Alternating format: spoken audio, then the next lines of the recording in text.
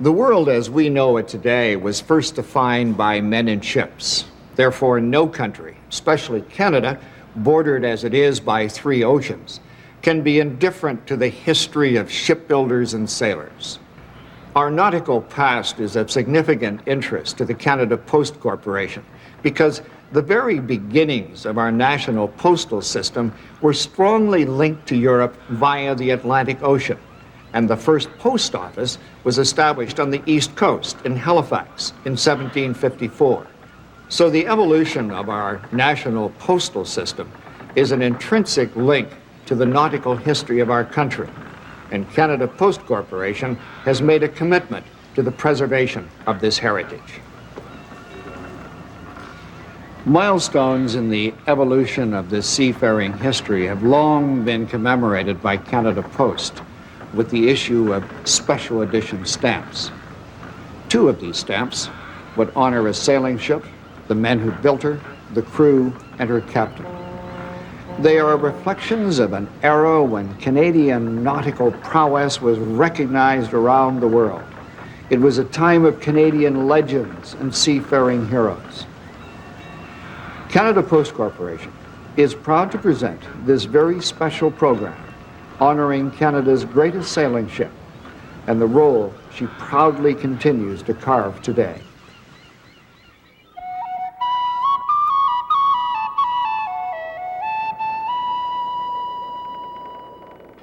The sea has many tales.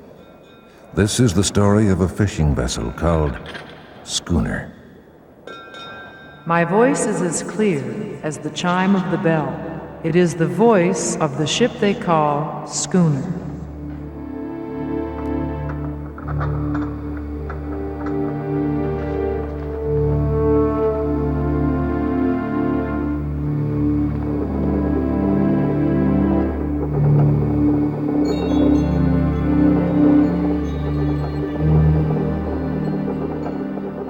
I am the spirit of the schooner.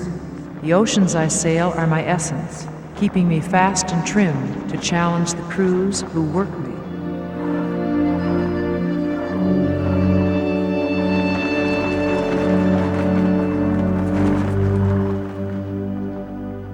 I am the voice of the schooners, the vessel that crews will steer through the oceans of eternity.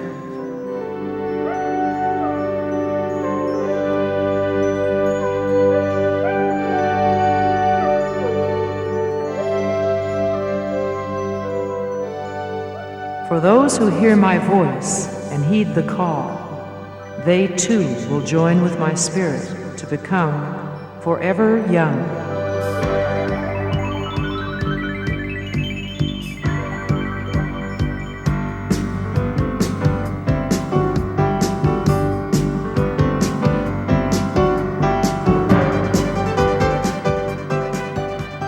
Tides of time will fade the memory of our legends, but the energy of youth will always keep the spirit of schooners alive.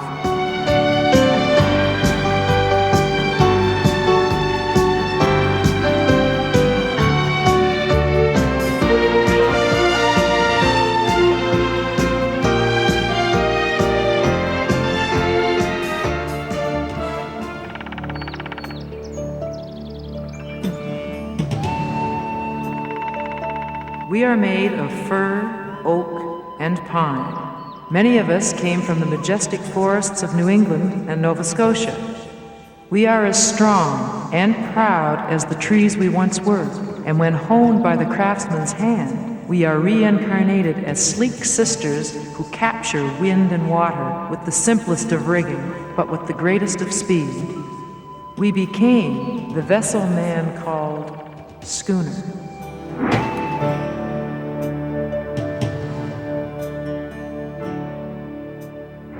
From the hand of man, we did well. Why, even our name from the Dutch Latin word schoon means we are beautiful, fair, and lovely. In return, we served our creators well, prospering within the natural laws of the sea. With each cut of the craftsman's blade, another of our sisters took to the sea. With the flow of life running through our rigging, the fleets grew to bridge the routes of global trade with speed and thrust. To chop our existence was foolish, but man is fickle, sometimes embracing new technology too eagerly, and so we were cast aside. After centuries of sail, we lay dormant, waiting for the carriers of our spirit to rise again.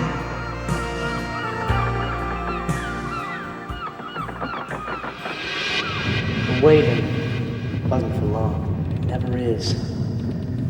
But you see, the carriers of the schooner Spirit are beings like me. We are the crew that steer these ships to the seas of time. My energy can be found in every person that works the schooner rigs. But from time to time, memories of the schooner will fade.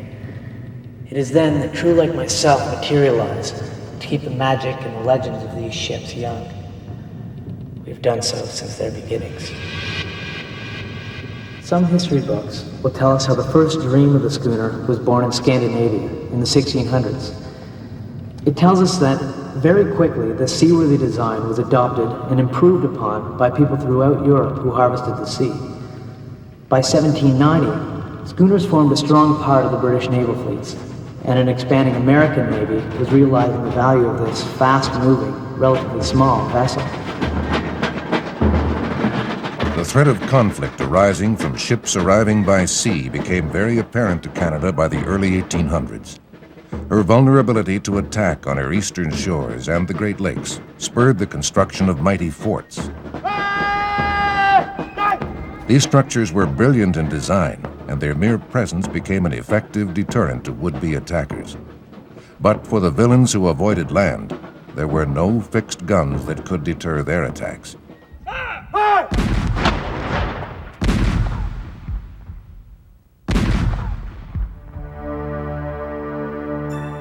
So renowned became the booty of such villains that a Canadian folklore stamp was issued, marking Captain Kidd's mysterious buried treasure on Nova Scotia's Oak Island.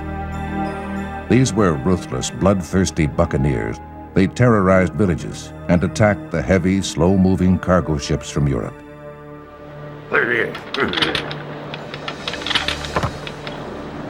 What be she, me lad? I tell you, Captain, she carry small sails, but she moves fast.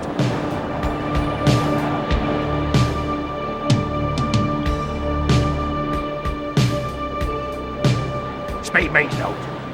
She's mine. Attack her from the bow by surprise. Get it, get it, get it, get it. I know.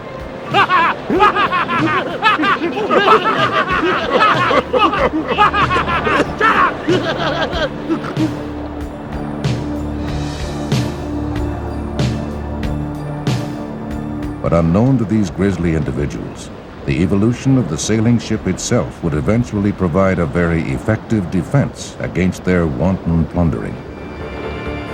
Fast! Fire, you skirmish! Fire!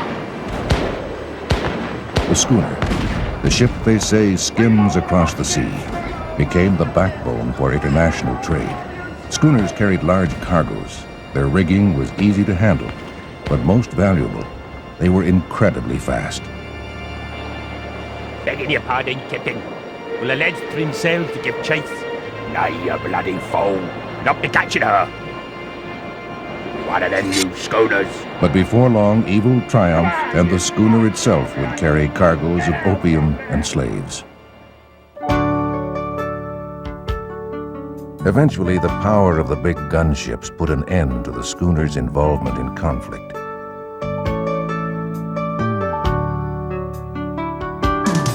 The schooner's role evolved into something more befitting their innocent and beautiful appearance.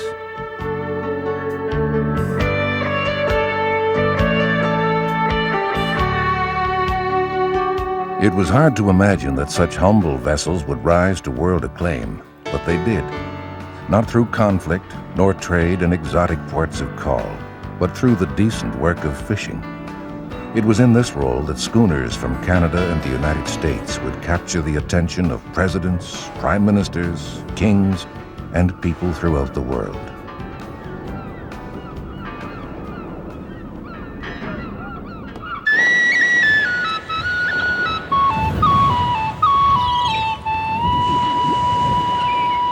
World recognition for the fishing schooner began by chance when high society gathered in New York for the America's Cup yacht race of 1920.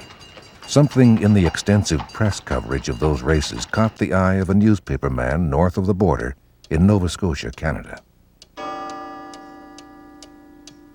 Senator W.H. Dennis, proprietor of the Halifax Herald newspaper. Senator Dennis was deeply disturbed by the yacht race cancellation in the America's Cup Series, and so were schooner people up and down the coast. An America's Cup yacht is comparable in size to a fishing schooner. Both can withstand bad weather, yet the race in 1920 was canceled by officials who felt the wind was too strong. Schoonermen scoffed at the cancellation. High winds would rarely prevent them from putting to sea, for their schooners were made to handle the toughest of weather. Dennis seized this opportunity to benefit schooners and the fishing industry in general. He had no idea that the solution he dictated that summer of 1920 would affect the course of history forever. To the editor. Effective the earliest possible print date, our newspaper will announce its intention to sponsor a new world-class ocean race. It is hoped that this event will encourage shipbuilders and seamen to design better and faster ships. It is the view of this paper that this encouragement can be best developed in a spirit of friendly competition. The spirit of competition with schooners had been around for years. Fishing the banks was competition in itself, for the first schooner back to port gained the competitive edge in the marketplace. Back in the 1920s, the Canadian schooner captains who sailed from this port of Halifax saw Dennis's proposed international competition firstly as an opportunity to assess the true speed of each other's vessels.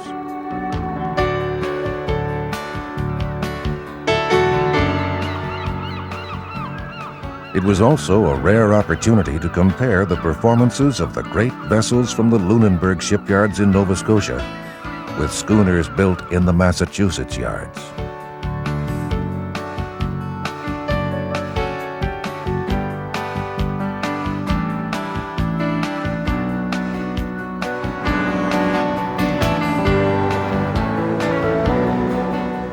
The hustle of the city of Boston has always reflected its entrepreneurial spirit. It was no different in 1920.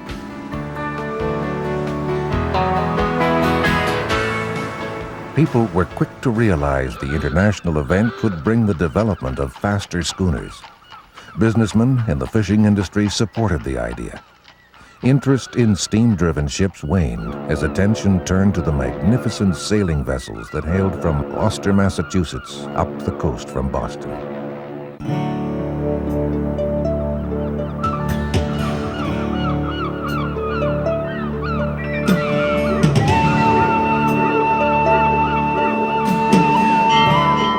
In days when wind and our sails ruled the oceans, Gloucester and Lunenburg became known as two of the greatest fishing ports in the New World. For generations, fishermen have boarded our decks and set out to harvest the seas. To work our halyards, sheets, and canvas, it took the spirits of a crew of 20 souls or more.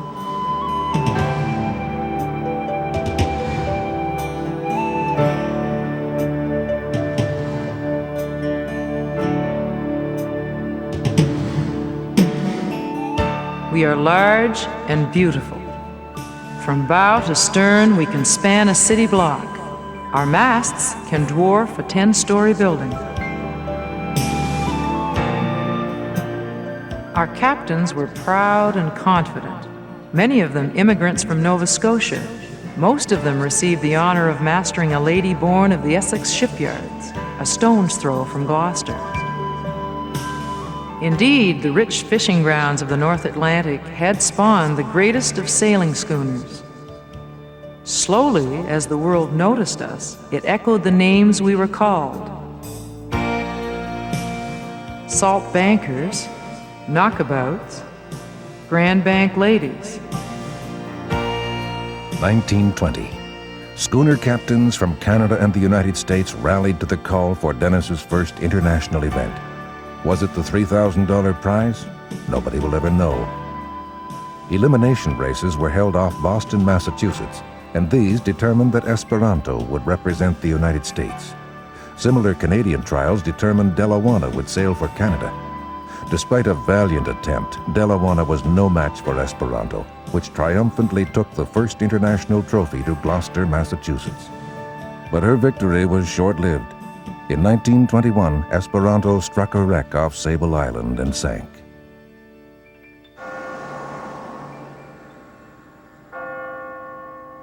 Gloucester mourned the ship that only months before had brought the townspeople so much pride. But no lives were lost, and that was rare among the schooner fleets. Too often, men would go down with their ships while doing the work of catching fish. But this was a fact of life in communities such as Gloucester, Massachusetts, and here in Lunenburg, Nova Scotia. Although their allegiance is to different countries, the two towns have a strong common bond. Both are builders of fine ships, and both gave birth to a hardy breed of schooner people who learned to live with the deathly wrath of the sea that in turn provided their very livelihood.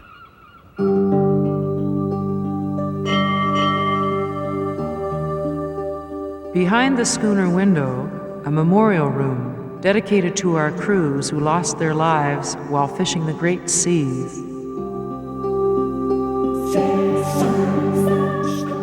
Immortalized on the wall are the names of loved ones, sons, husbands and fathers from Lunenburg and Gloucester who perished in seas of foam and fury. Although our hulls and decks are strengthened by oak and pine, they were sometimes no sanctuary against the gales of the Atlantic. Frequently, we were made to give up our crews of boys and men. On shore, entire families and communities were often decimated by this overwhelming loss of life. It has left an indelible legacy of pain, which still remains today.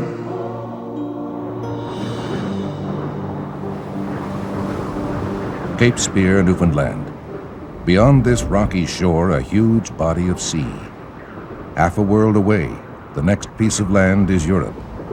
In between are the Grand Banks, and this is where our fishermen would work.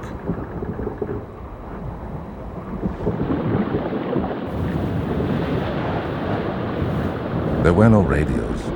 A weather forecast was what you felt in your bones. Storms bringing seas of 90 feet could be upon you in minutes. In seconds, a 150-foot schooner could be helplessly foundering, and then slip silently beneath the waves. Sometimes only a solitary survivor of a schooner remained to witness the cold sea laying claim to ship and crew.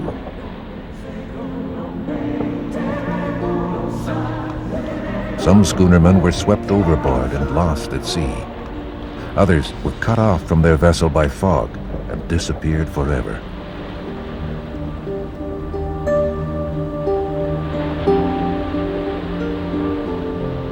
For some, the only way home was to row. Howard Blackburn did in 1883. Took 5 days, and the freezing Atlantic took fingers and toes. But Blackburn had the strong desire and will to return home. For women, the loneliness of waiting for their men to return was so much a part of their lives that it actually influenced the architecture of homes in the seafaring towns. Many were built with a small top room facing the sea. This room was for waiting, and sadly became known as the Widow's Walk, for the sweethearts, wives, and mothers who lost loved ones from the crews of the Grand Bank ladies.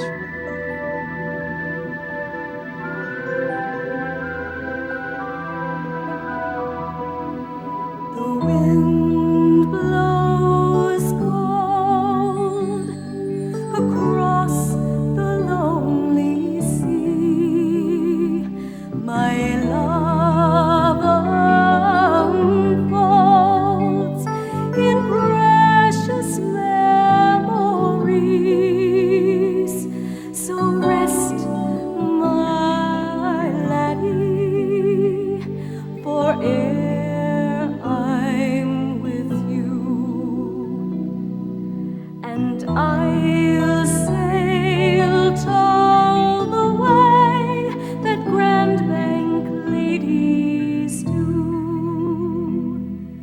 the sails of Dover are stayed at Liverpool.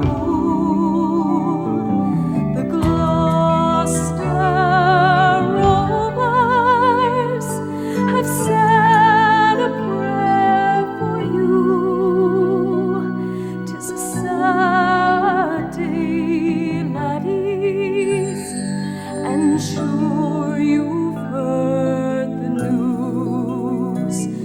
But we'll sail all the way that Grand Bank ladies do. Hark! Now the winds are high, the tide is calling you. Hark! Hear your brother's cry, he's waiting there for you. So sail once more from Maine to Newfoundland, and hearts ashore will have to understand. Fish hard, my laddies, may God be with you. And we'll sail all the way that Grand Bank ladies do.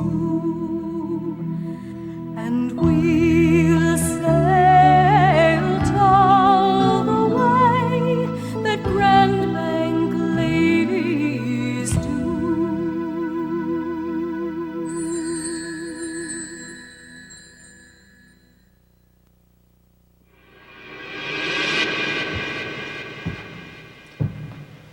Over the generations of fishing the Grand Banks with sail and dory, the cold Atlantic Ocean claimed the lives of over 10,000 men, all of them silent heroes, working the time-honored role of feeding people of growing nations. But the ocean gives no compassion for that. The day my schooner went down, there was no warning. Within seconds, a stormy sea broke her apart and claimed 21 men for the dark void of the ocean.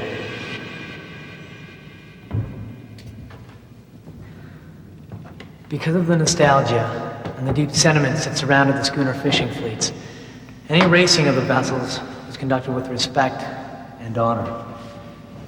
To ensure this, there were strict rules. First and foremost, all schooners competing had to be honest working vessels, and that meant fishing, one of the grueling occupations of that time. Europe, England, New York. This was it. The fishing banks of the North Atlantic, a series of submerged islands stretching north of the coast from Cape Cod and Boston to lay just south off Newfoundland.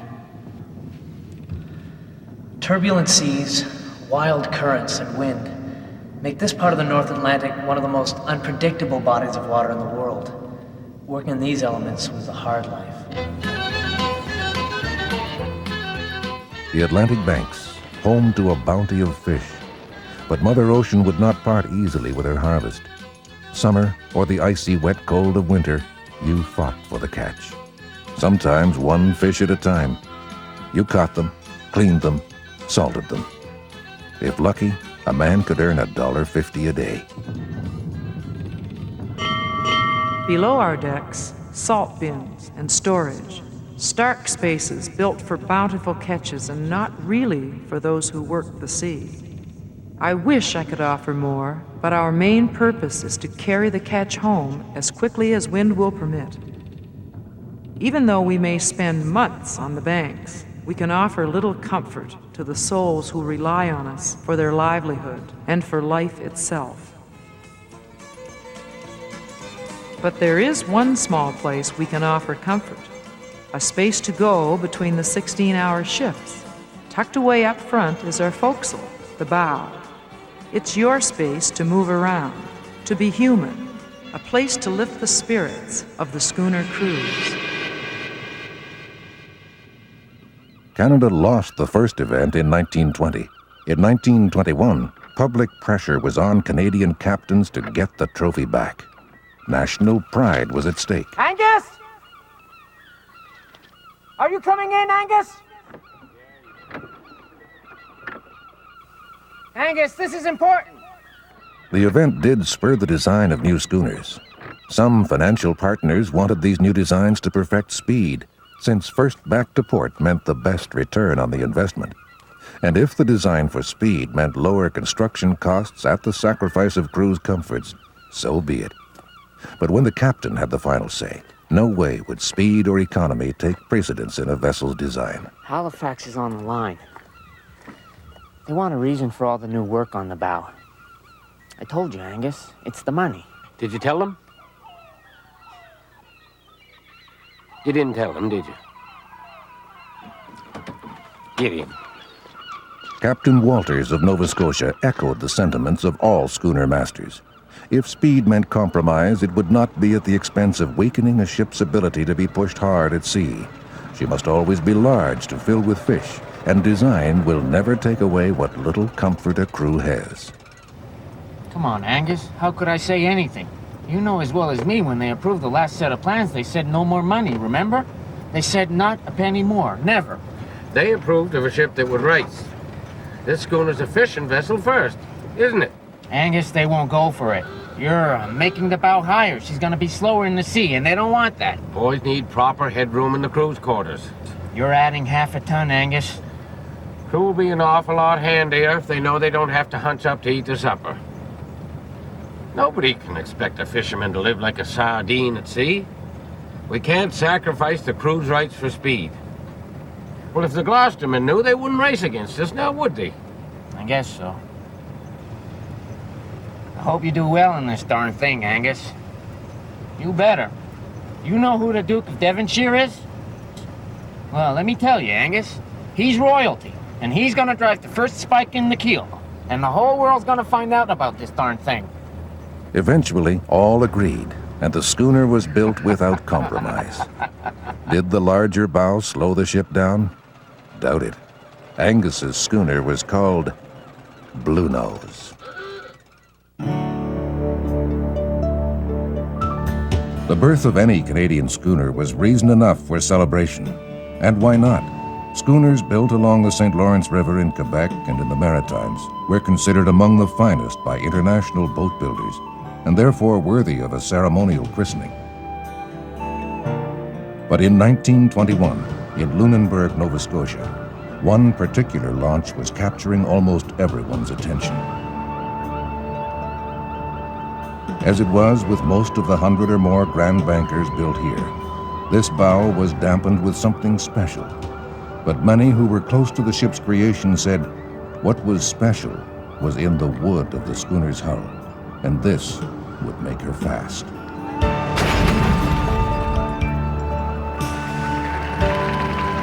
On March 26th, these notions would be tested, for the hull called Blue Nose left the hands of her creators at the Smith and Ruland Yard to be joined with the sea.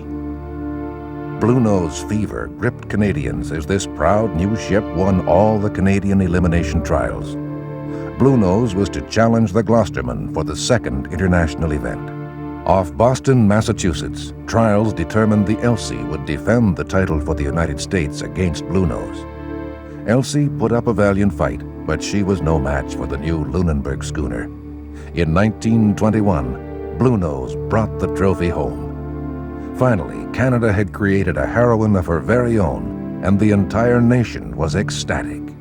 Blue Nose repeated victory in 1922, sailing against the Gloucester schooner Henry Ford. The Americans' desire to win back the trophy burned as fiercely as ever. No expense or effort was spared in the design and construction of a new ship. She is called Columbia. She would be the Challenger in 1923, a beautiful craft with the elegance and lines of Blue Nose herself. In 1923, the hype and public attention surrounding the races was escalating beyond imagination. The radio was in thousands of homes, and the audiences thrived on this type of action and excitement. This is Walter Madison reporting for EBC Radio. We are on the Boston waterfront witnessing the exciting finish of a spectacular race between the American and Canadian schooners battling for the 4th international event. There has been some reported race problems out in open sea, so there is some doubt on who will in fact take this trophy home. However, one thing I can assure you of, their speed and beauty is far beyond anything this reporter has ever witnessed. The racing of 1923 did end in bitter disagreement over racecourse technicalities. So divided were the two challengers that both Canada and the United States feared for the future of the international event. When the series was over, Columbia was awarded prize money, and Bluenose, she sailed home taking the trophy back to Canada.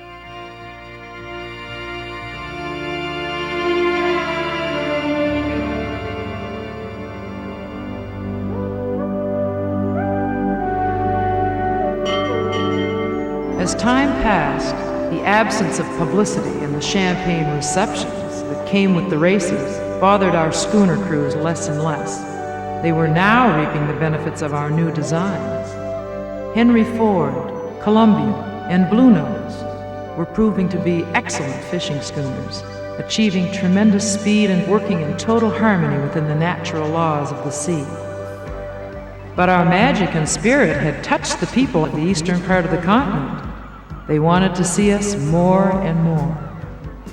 However, the public wasn't alone in their interest in the schooner. The RCMP and the U.S. Coast Guard were now pursuing a relationship with the vessels that skim across the sea. Prohibition was part of the Roaring Twenties, and the entrepreneurial pirates of that time needed speed and stealth to transport European and Canadian liquor to the eastern shores of the U.S.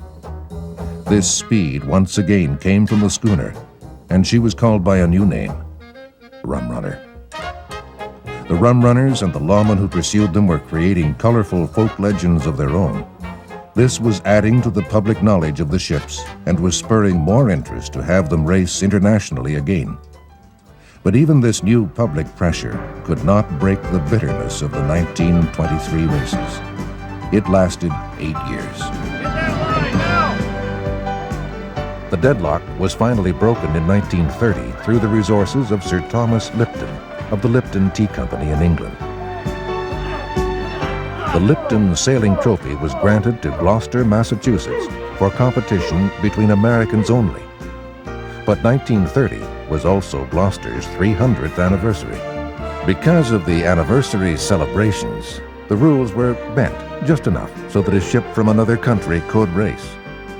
Bluenose accepted. But the schooner was showing signs of wear. Fishing the banks for 8 seasons had taken its toll. She didn't retire from racing either. Nova Scotians questioned her speed. They built schooners to challenge her. They failed. Her master of that day, Captain Walters, knew how to keep his ship in the public eye and was able to raise support to ready Bluenose for the new U.S. challenge. Captain Ben Pine of Gloucester was not so fortunate. The beautiful Columbia was lost at sea, taking her crew with her, so a new schooner had to be built for the challenge, and in the economic climate of 1929, this was a tough task. But Pine was a native Newfoundlander, and by nature would never succumb to defeat. The captain sought partial investment beyond the U.S. The legend of the Canadian and American fishing schooner had reached Europe. Some influential businessmen, like Captain Walters and Pine, believed in the principles of harvesting the sea with wind and sail. They knew Senator Dennis's international racing event kept this method of fishing in the public and political eye. Mr. Clegg? Yes, you must be Captain Pine. Captain Pine's new plans had inspired the sincere interest of a French millionaire, and at a meeting in a New York railway station, Pine knew he would have to convince the businessman of his true motives behind the importance of racing Canada's Bluenose.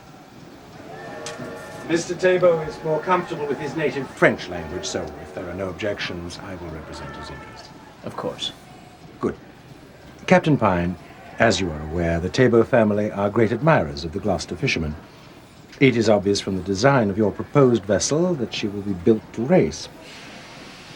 Your new vessel, with its racing capability, will it also be able to survive the rigors of harvesting the North Atlantic?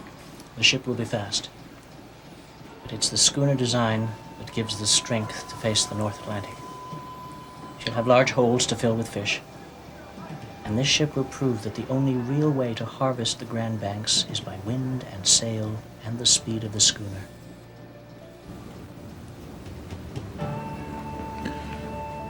Combien de temps pour construire le bateau? How long would it take to build the schooner? If boys start now, we can be fishing the Grand Banks by next spring.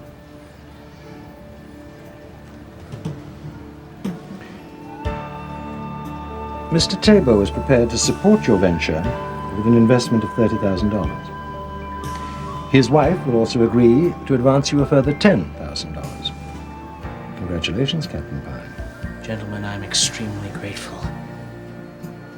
And so is Gloucester. Merci, Capitaine Pine. Thank you very much, Monsieur Thibault. Merci. March 17th, 1930. Captain Pine's schooner is ready. Named after the family who helped make her a reality, she is christened Gertrude L. Thibault. Thibault is a fine, sturdy ship, and all who studied her beautiful lines stated she's a true contender to take on the Canadians, and she did.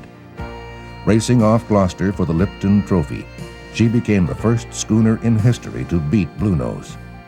But this was not the international event.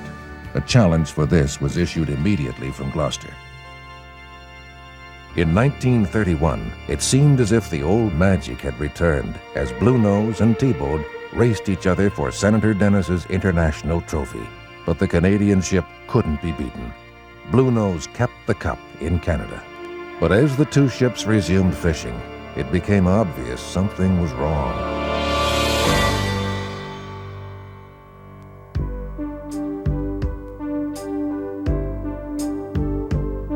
Schoonermen on both sides of the border realized their way of harvesting the sea was vanishing.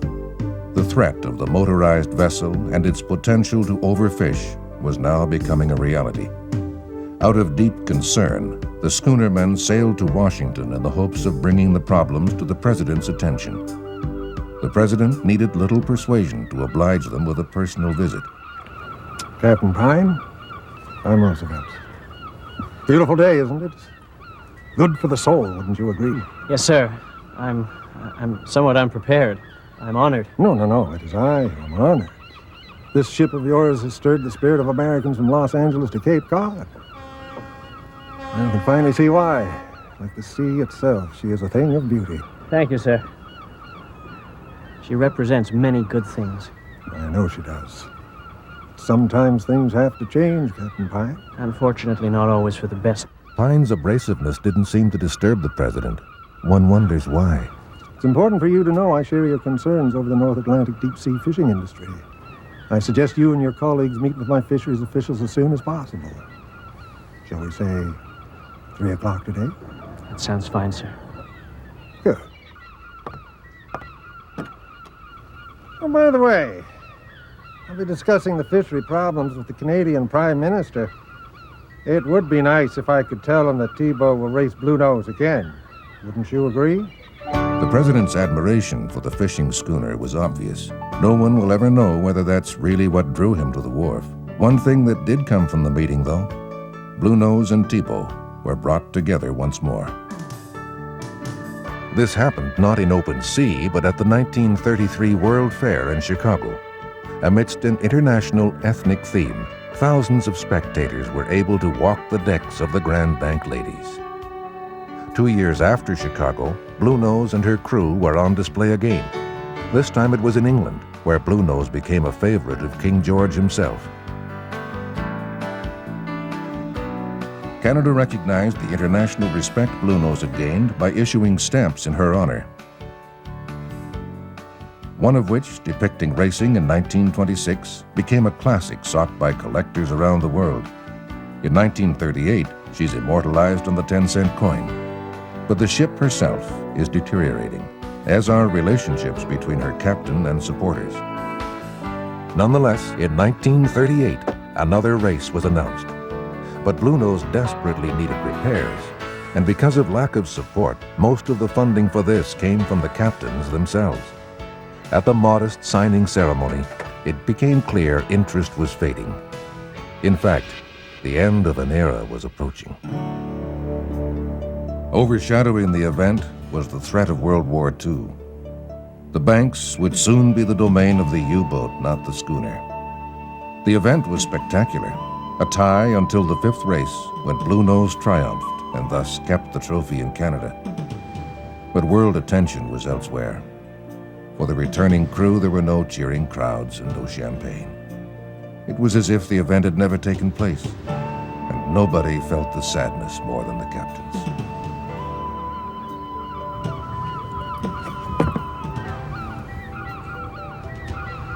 What do you think, Gerald?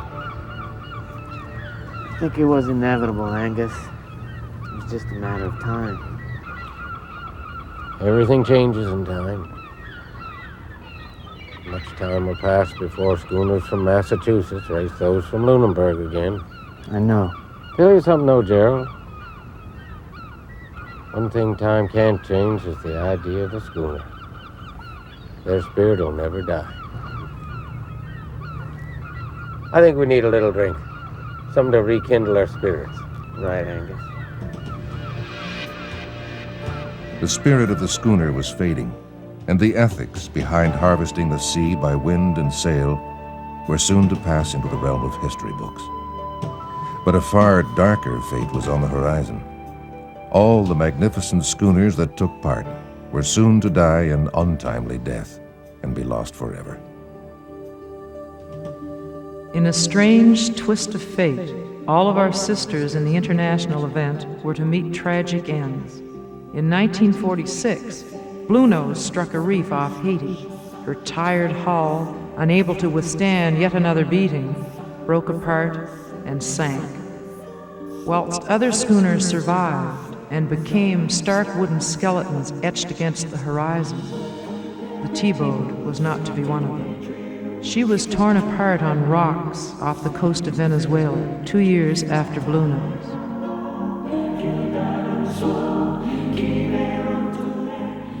Then the graceful Delawana went down before she could defend her victory. Pretty Elsie sank in the Gulf of St. Lawrence, and Columbia was lost with all hands off Sable Island in the gales of August. Finally, Henry Ford slipped beneath the surface of the sea on Whale's Back Reef off Newfoundland.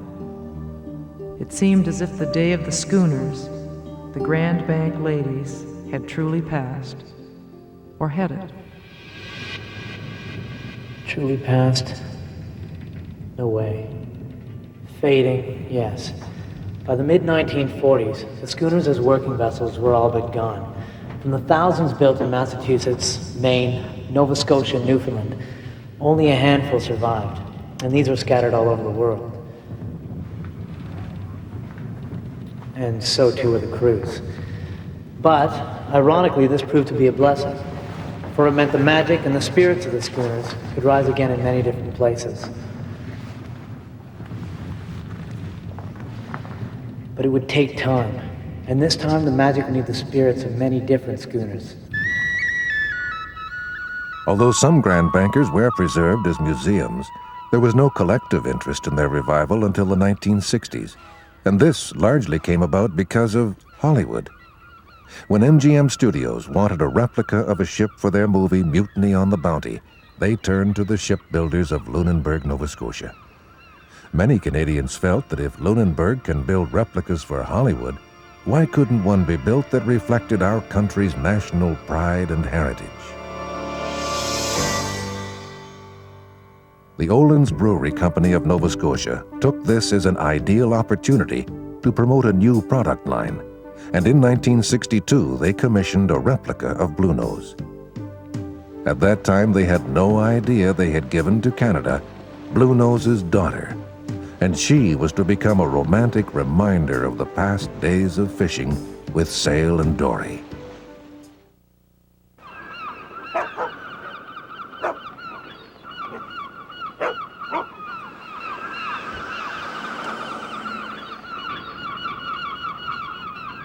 In 1972, after 10 years as a promotional vessel, Blue Nose 2 was sold for $1 to a provincial government. She became a sailing ambassador. Her captain explains.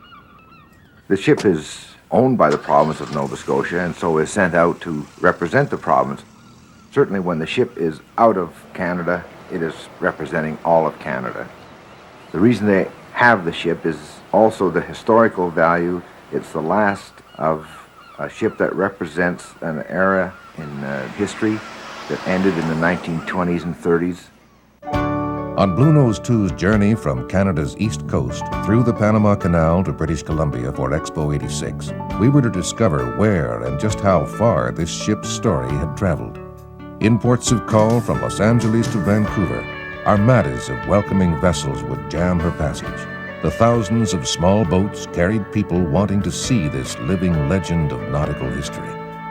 Today, she is deluged with requests for her presence, especially in the United States, and as a Canadian Goodwill Ambassador, she will regularly sail the eastern seaboard, calling on New York and Boston, reaffirming and celebrating the historical maritime link between our two nations.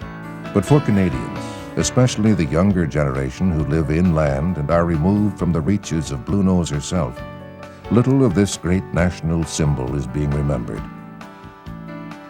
What was to help revive the legend of the great Canadian schooners came about in 1983. A group of hardy Canadian East Coast schooner people convinced the Halifax Herald newspaper to sponsor a new international event, similar to the ones of the 1920s, back when those memories were young. Cold, bitter days when we laughed at it all, and oh, how easy it was when we were young. Hardly a tear. Since few schooners of the Grand Bank size exist, and as an ambassador Blue Nose 2 is not permitted to race, the original rules of the 1920 series were changed, permitting smaller schooners to compete together. Long gone are the days lost in the haze left from the summer. Long gone are the ways that we once knew. Now spring comes along, playing its song, singing of summer. But still precious are memories that sail us away.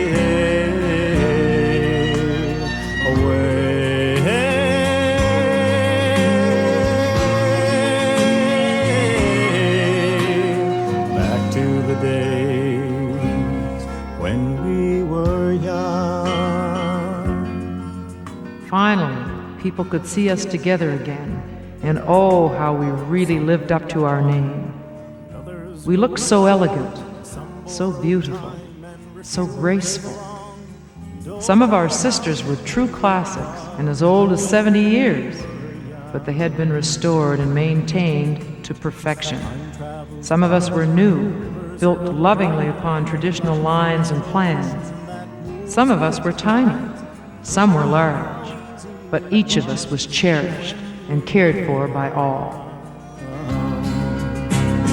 Long gone are the days lost in the haze left from the summer. 11 schooners participated in the 1983 event. People from California, Florida, New England, and all across Canada came in hopes of crewing the small fleet. It became very obvious, though, they were really here to live a moment of history and to experience the true meaning of sailing wooden ships with masters of the art.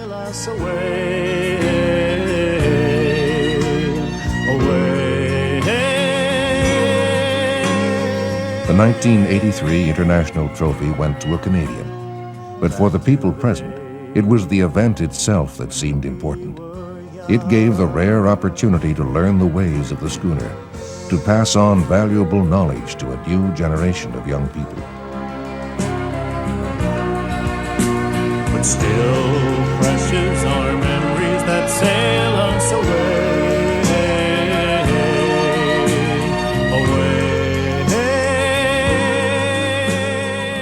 Knowledge from our ancestors.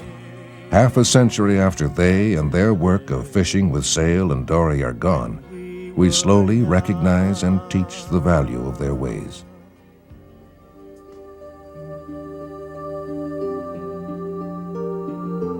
Now, because of new growing interest and the presence of Bluenose's sister, the memory of they that go down to the sea in ships will be recognized on a national level, as they were in the 1920s. The spirit and magic of the ship that once touched the hearts of kings, presidents, prime ministers, and the world will soon reach out across our country.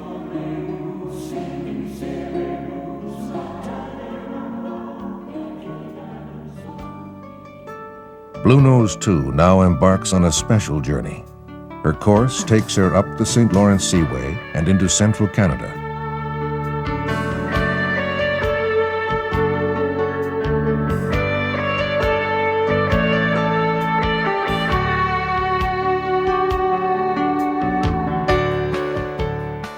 On the voyage, the Grand Bank Lady will show her sails and flag to millions of Canadians. In Ontario and Quebec, thousands will experience her grace, beauty, and magic as they walk her deck.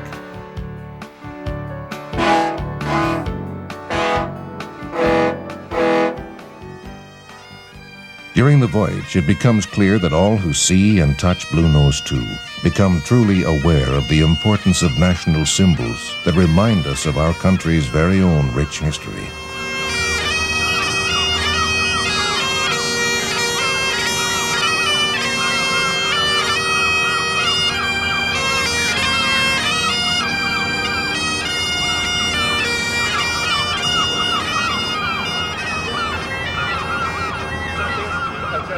On this day, against the historic backdrop of Old Montreal, in the year of Canada's 125th anniversary of Confederation, Bluenose too waits gracefully as a new recognition of her significance in our maritime heritage is about to be bestowed upon her.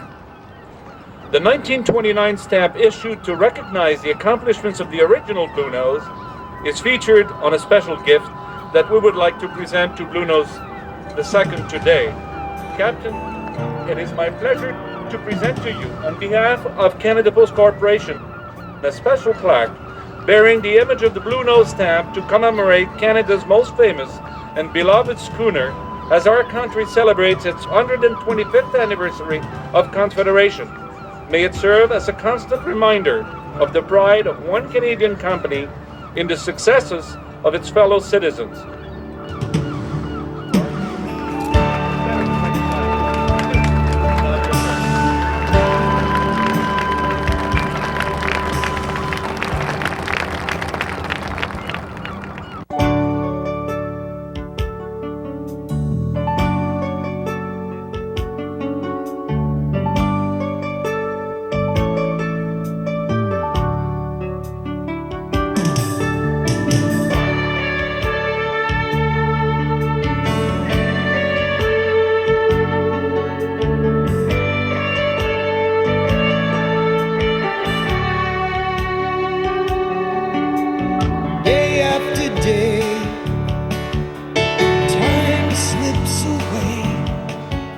The timing was perfect, for a new beginning to the legacy of the schooner was taking place.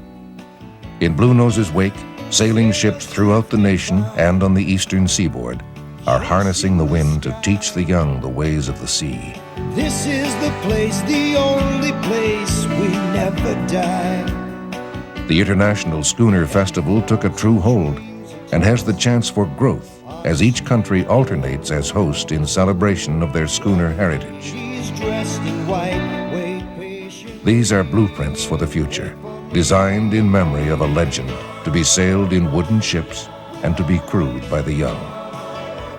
With the opportunities of being taught by master schooner captains, the true inheritors of the spirit of the schooners will be a generation of young people who will take the call of the sea and accept the challenge of learning anew the skills of their forefathers.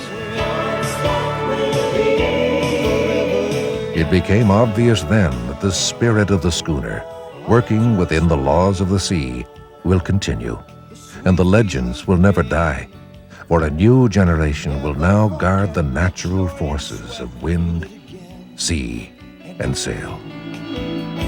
Once you are there, nothing compares. Look in your heart, this is the start. We come from the land to work with the oceans. We are made of fir, oak, and pine, and when carved by the hand of man, we are as strong as the trees we once were. I am the voice of the schooners. I am forever young.